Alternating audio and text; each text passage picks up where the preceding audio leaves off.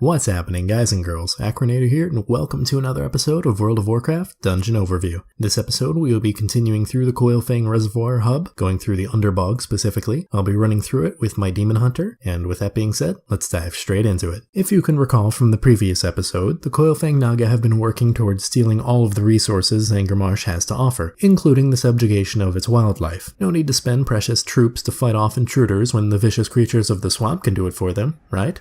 The Underbog is kept as a breeding ground for many of the swamp's creatures, including the fungal giants, spore bats, Hydra, and many more. If allowed to stay standing, Lady Vashj will soon have an unending army of swamp creatures at her command, and that's on top of the army of Naga she already has. The Underbog is a level 61 to 70 dungeon with a level 70 heroic mode located within the Coilfang Reservoir dungeon hub. The way into the hub is the same as before, but the path into the specific instance is a little bit different this time around. Instead of going to the far left path for the slave pens, you're going to head to the far right in order to make your way to the Underbog. There aren't any mobs once you make it inside the dungeon hub itself, so feel free to take your time to make sure you don't get disoriented. This place can be confusing if you don't know where you're going.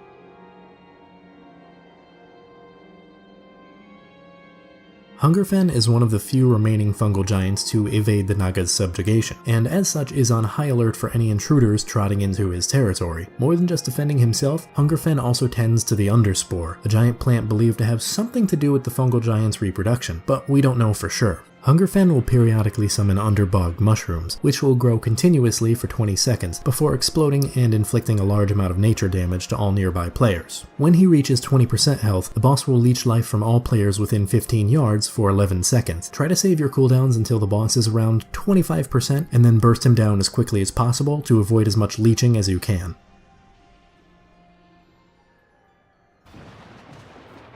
It's uncertain whether the Hydra on Azeroth and Outland are a result of common ancestry or a convergent evolution, but either way, they're both extremely dangerous. Though not entirely used to Outland at the time, the Naga immediately took a liking to the beast, and trained it to guard their operations within the lower portions of the Underbog. You'll find Gazan somewhere either in the water, on the ramp, or on the central platform in his boss room. I would recommend waiting for the boss to get out of the water to engage him. Usually somewhere on the ramp or the main platform is best for avoiding additional aggro. Just avoid going into the water after him, since there are some elite fish that can be annoying to deal with if they're engaged. Other than that, the fight's really just a tank and spank. There's not really any mechanics that you can control or are overly dangerous.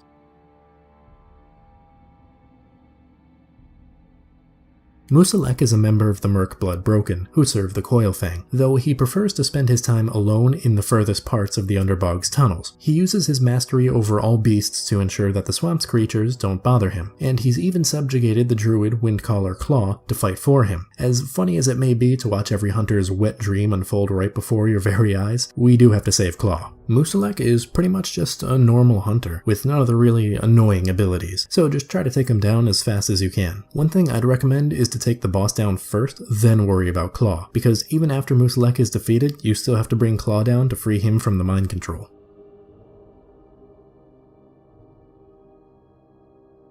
Of all the creatures in Zangarmarsh, none are more vicious than the Marsh Stalkers. They prey on the smaller sporelings and have driven them to near extinction. Through our journeys in the marsh, we've come across and befriended the sporelings, promising to help them in any way we can. Well, taking out the broodmother of the Marsh Stalkers seems like a step in the right direction if you ask me. The Black Stalker can summon smaller adds to help out during the fight every so often, so just be sure to take them out as they appear, otherwise they'll overwhelm your healer. The other thing to be aware of is that random players will be thrown into the air, causing quite a lot of falling damage. It's probably a good idea to have a goblin glider or some sort of fall damage reduction technique in order to avoid dying in such a stupid way. Well, I hope you all enjoyed this video, and if you did, feel free to give it a thumbs up. If you want to see more like it, maybe even subscribe. I'd really appreciate it. Links for my social media and whatnot are in the description below, and as for the comment question, have you ever wondered why the Naga are helping Illidan to fight against the Burning Legion when it's well known that Queen Ashara is infatuated with Sargeras? These are the kind of plot holes that make me hate Burning Crusade with a passion. Anyways, that's all the time I've got for today, so until next time, don't die.